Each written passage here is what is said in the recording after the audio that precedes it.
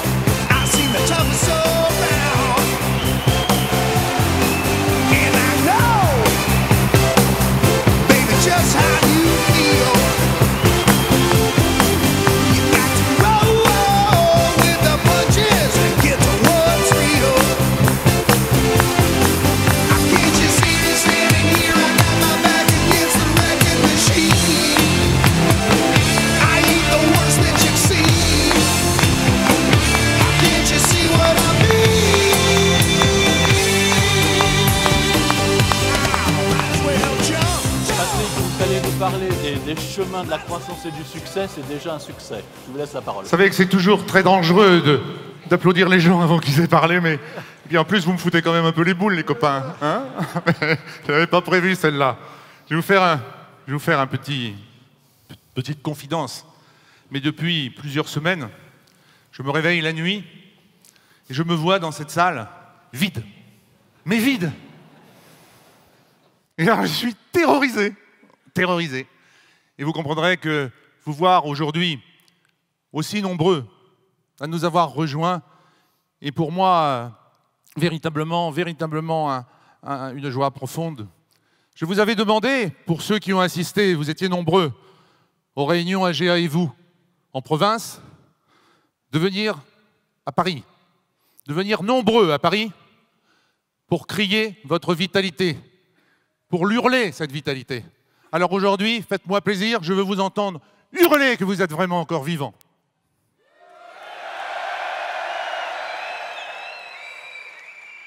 Eh bien écoutez, j'avais pensé faire une répétition, mais c'est déjà bien du premier coup. Alors merci. Merci de nous avoir... Ah, c'est vrai que là, il faut que je passe à l'autre micro. Merci à vous de vous être rassemblés pour découvrir et surtout pour suivre ces chemins de la croissance et du succès qu'avec les représentants de vos syndicats, nous avons tracés pour vous. Les chemins de la croissance et du succès. C'est un titre, je crois, parfaitement adapté à l'état d'esprit qui a été le nôtre lorsque nous avons décidé en novembre 2016 de revisiter les composantes du métier de l'agent général. Nous aurions pu faire de tout autre choix. Comment défendre notre profession, citadelle assiégée par des concurrents avides? Comment défendre notre modèle historique? Comment obliger les compagnies à faire ceci ou à faire cela? Comment obliger le client à venir et à rester chez nous? Non. Non, c'est une voie beaucoup plus pragmatique, mais à la fois beaucoup plus difficile, que nous avons décidé d'emprunter, celle de la croissance de notre chiffre d'affaires. Une question essentielle s'est alors immédiatement imposée à nous. Comment en tenant compte à la fois de notre histoire, donc de nos forces, mais aussi de nos faiblesses? Comment en tenant compte des réalités économiques de notre temps, des contraintes concurrentielles et réglementaires du marché de l'assurance? Comment, en étudiant les effets des révolutions technologiques, pouvons-nous assurer à notre mode de distribution une croissance pérenne pour les 5 ou 10 prochaines années? Vous l'aurez compris, nous n'avons pas choisi de nous recroqueviller sur nous-mêmes, de nous rassurer en affirmant que nous sommes les meilleurs et les plus forts. Nous avons un statut, certes. Beaucoup d'autres ont un statut. Nous ne sommes pas les cheminots de l'assurance. Qui estime ou qui estimerait que le monde change et que nous n'ayons pas à changer. Et en plus, vous l'aurez à peu près remarqué, je n'ai pas l'âme totalement de secrétaire général de la CGT.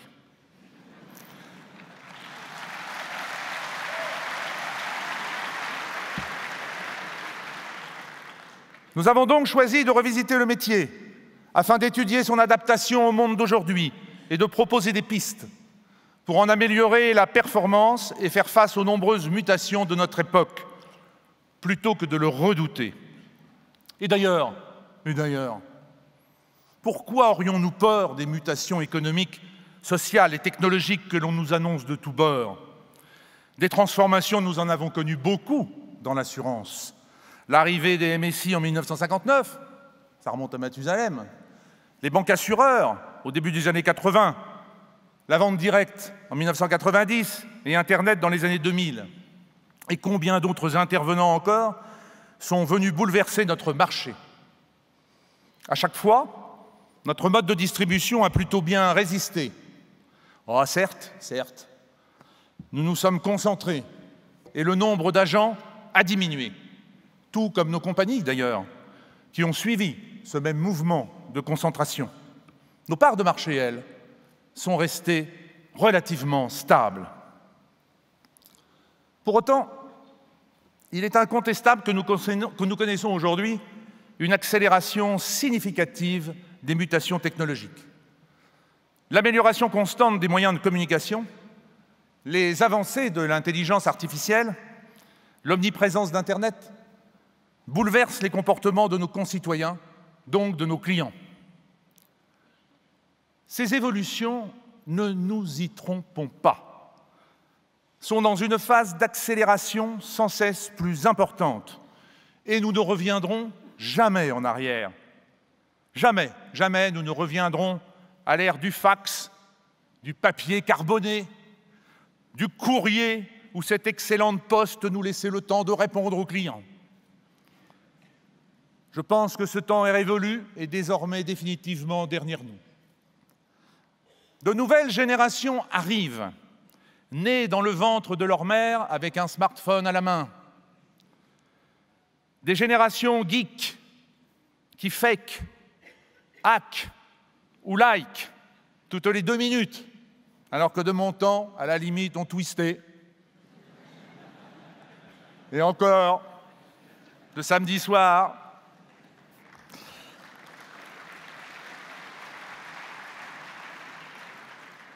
leurs comportements d'achat seront bien forcément différents et il nous faudra nous y adapter. Vous le savez tout comme moi, les clients poussent de moins en moins la porte de nos agences. Le contact se perd dans une société où nos concitoyens s'isolent avec leurs tablettes et leurs casques sur les oreilles. Mais encore une fois, devons-nous avoir peur de ces évolutions? Oui. Si nous savons, on doit même trembler si nous ne faisons rien. Non, on n'a pas à avoir peur si nous prenons notre avenir en main et décidons de trouver en nous-mêmes les solutions pour faire face. Et c'est ce que nous avons fait avec vos représentants au sein de ce projet de refondation d'un socle commun pour le métier. Et c'est, je le souhaite, ce que vous ferez toutes et tous demain en rentrant dans vos agences. Je serai bon prince, je vais quand même vous laisser jusqu'à lundi. Et pourquoi? Pourquoi avons-nous décidé de prendre notre avenir en main? Eh bien, c'est tout simple. Parce que nous croyons dur comme fer que nous en avons un. Et même un bel avenir devant nous. Je vous prie de me croire.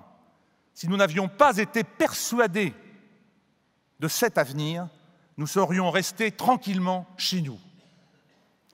Toutes les études réalisées en appui de nos réflexions, études dont les résultats seront publiés sur notre site ou remis à chaque syndicat, démontrent que notre mode de distribution est performant et rentable pour nos compagnies. Nos clients, qui ont maintenant tout le loisir de nous quitter merci à messieurs Châtel et Hamon, nous restent fidèles sur le long terme. Remarquez, ça ne leur a pas tellement réussi, surtout à Hamon. Hein.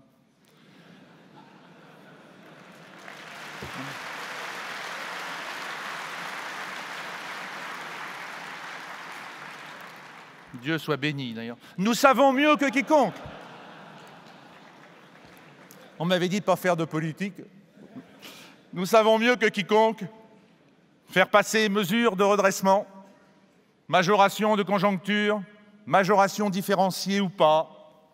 Et heureusement pour nous, car en ce moment, un petit peu partout, c'est la valse. Nous savons mieux que quiconque apporter conseil et rassurance, ce qui est fondamental lorsque le produit vendu est complexe. Nous savons surtout, et c'est sans doute le plus important, accompagner nos clients lorsque le sinistre arrive. Mais toutes les études pointent également nos faiblesses et il ne faut pas avoir honte de les regarder en face. Notre profession n'est pas suffisamment connue du grand public, pas plus que du monde de l'éducation. Et les étudiants, d'ailleurs, ont rarement, voire même jamais l'idée d'être agent général. La trop petite taille de nos agences, parfois, est un frein au développement. Les agents et leurs collaborateurs ont pour la plupart une connaissance insuffisante des moyens digitaux. Nous travaillons encore trop de manière empirique, au gré du client qui passe ou pas, du téléphone qui sonne ou pas, du courrier qui arrive ou pas. Et bon nombre d'entre nous n'ont pas de projet de développement à moyen ou long terme. Nous avons des faiblesses sur le management de nos collaborateurs et sur le travail en profondeur de nos portefeuilles. Bien souvent, nous partageons cette faiblesse avec nos compagnies, en traitant mieux le nouveau client que l'ancien. Notre relation avec nos compagnies mandantes manque encore et toujours de maturité. « Je t'aime, moi non plus » est un refrain encore bien souvent trop entendu. « Je te fais confiance », mais tout en te surveillant de près, voire même de très près. Et ces travers, chers confrères, et vous, messieurs les dirigeants de compagnie, reconnaissons-le, coûtent cher à tous. Les contrôles, les audits, les demandes d'autorisation, les partages de tâches peu clairs viennent grever la rentabilité du modèle. Nous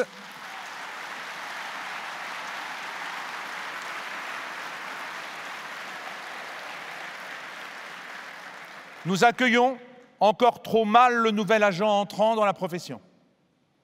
Les agences sont vendues par les compagnies tout simplement parce qu'elles sont là, sans étude d'impact. Les agents généraux qui quittent la profession n'accompagnent que trop rarement leurs successeurs. Les solutions de vente des agences importantes sont fragilisées par le refus de certaines compagnies de permettre le partage en société. Ces constats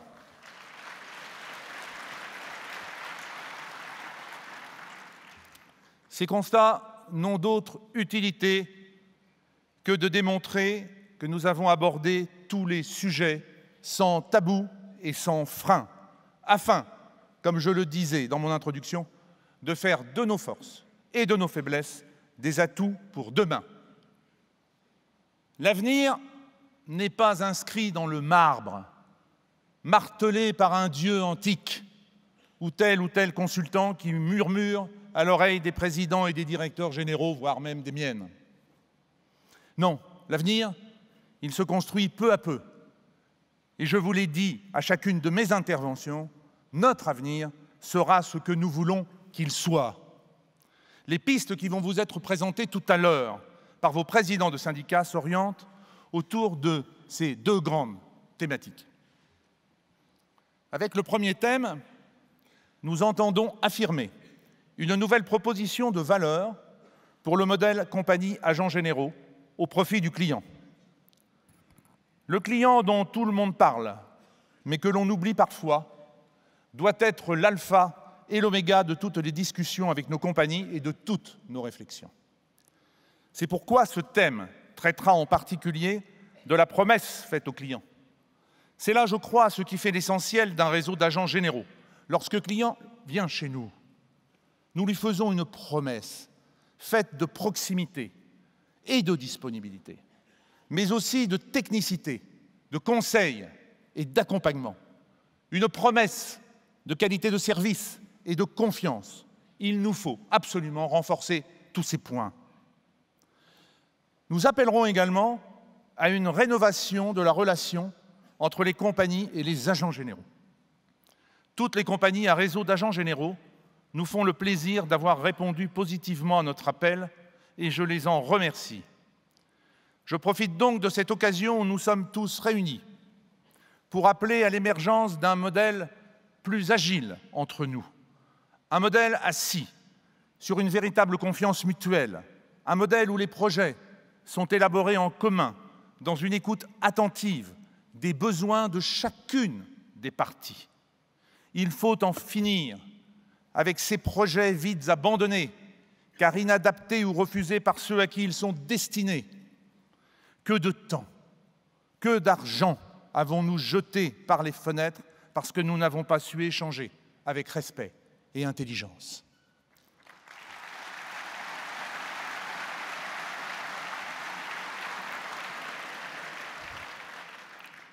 Nous traiterons également de la transmission des agences, de la nécessaire protection des données, mais aussi de notre chiffre d'affaires. Ah, alors là, ça c'est toujours la partie difficile. Vous l'aurez compris. Tiens, il se marre, sûrement. T'as raison. Lorsque je parle... fait rire en plus. Lorsque je parle de chiffre d'affaires, vous l'aurez compris, je parle de nos commissions. Je sais que sur ce thème, nombre de compagnies, mais aussi certains parmi nous, auraient souhaité que nous remettions sur la table nos systèmes de rémunération. Les uns et les autres seront déçus, car nous avons décidé que le temps n'était pas venu de les remettre en question, mais plutôt d'appeler à une stabilité des modèles existants.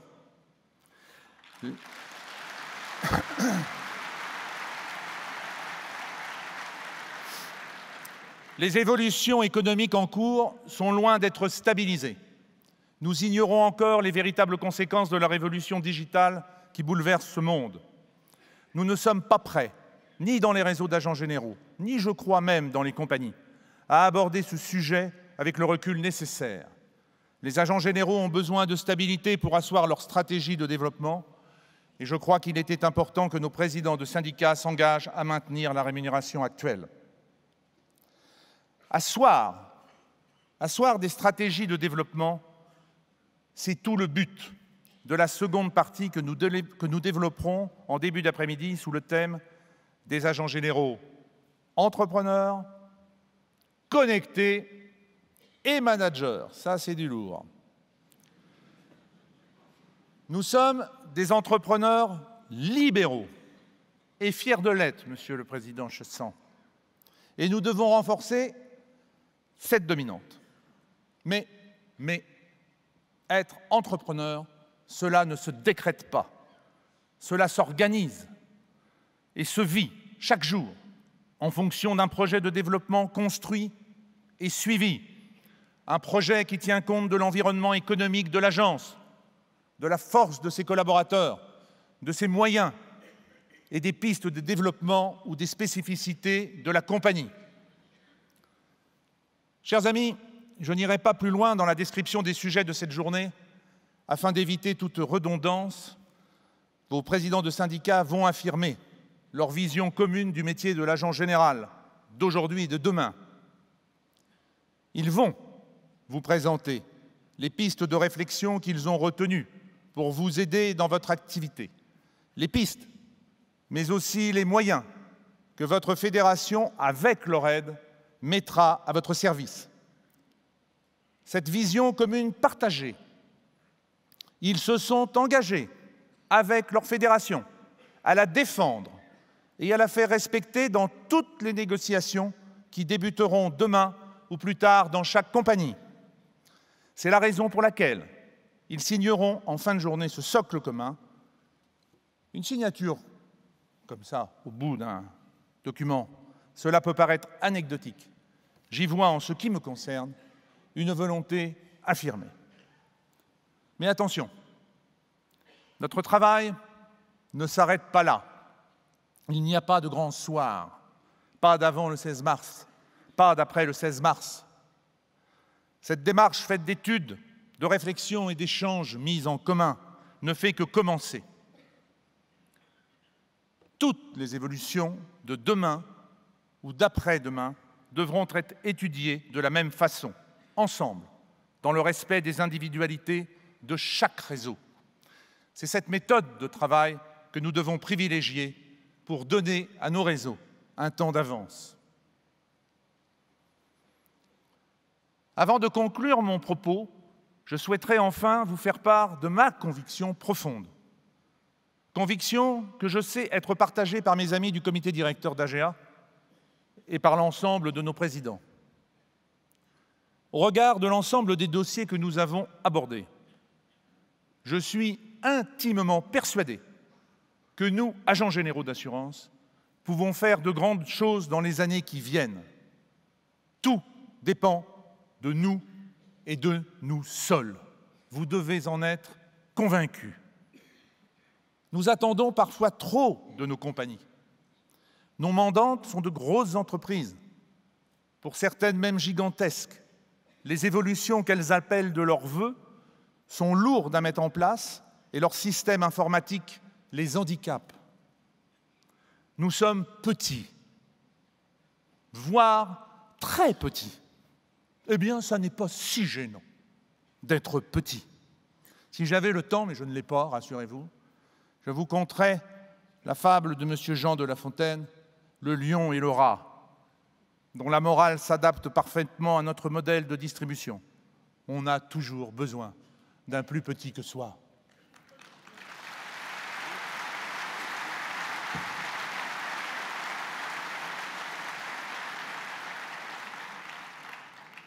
Petits, certes, mais nous sommes souples, agiles, réactifs. Nous devons mettre en place nos propres outils de développement, nos propres techniques de vente. Nous devons nous approprier toutes ces nouvelles technologies qui arrivent et les faire nôtres. Cela peut paraître compliqué, mais nous ne vous laisserons pas seuls, nous vous y aiderons. C'est là que réside toute la philosophie de ce projet de refondation. Les pistes que nous avons retenues, nous les mettrons en œuvre nous-mêmes.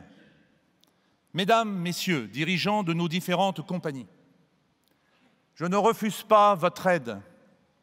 Je vous tends même la main, voire même les deux.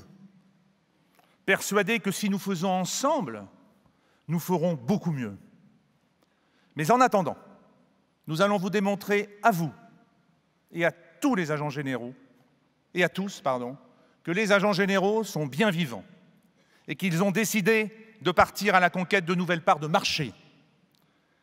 Il va falloir nous battre, ne vous trompez pas. La concurrence en France est rude. Les banques assureurs, nos pires ennemis, sont sur le terrain et joueront durement la partie avec leurs pratiques. Bon, j'arrête là. Les mutuelles, sans intermédiaire, même si elles doivent trouver un nouveau souffle, sont toujours présentes et se réorganisent. Ferme tes oreilles, Bertrand. Le petit courtage de proximité également, qui s'interroge, étouffé par les réglementations successives. Pour autant, nous avons une belle fenêtre de tir.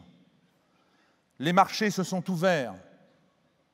Je vous rappelle la fin des monopoles juridiques ou de fait des désignations en santé et en prévoyance, ainsi qu'en assurance emprunteur. Et la réglementation qui renforce les exigences de conseil au service du client doit à terme nous favoriser, parce que le conseil, c'est notre métier. Oui, mes amis, il y a une place à prendre pour les entrepreneurs que nous sommes, des entrepreneurs tirant le meilleur parti d'une relation exigeante, efficace et renouvelée avec leur compagnie mandante. Je suis certain que toutes et tous avez une chance, que vous ayez une petite agence ou une agence importante, cela ne dépend que de votre seule volonté. Je sais ce que c'est d'avoir une petite agence, J'ai commencé par la plus petite agence du GAN de Normandie. Et je suis aujourd'hui une des plus importantes. Tout le monde a sa chance. Cela ne dépend que de vous. Non, non, nous ne sommes pas un mode de distribution désuet.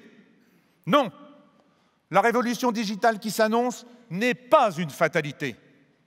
Non, la réglementation ne nous étouffera pas. Une seule raison explique ces affirmations qui pourraient être qualifiées de gratuites. Notre promesse client a encore tout son sens. Cette promesse d'accompagnement au quotidien est, je l'affirme, totalement moderne dans un monde où parfois les repères se perdent. Mes amis, je voudrais que vous soyez tous persuadés, comme moi, nous avons un métier formidable et je vous appelle aujourd'hui à le faire fructifier.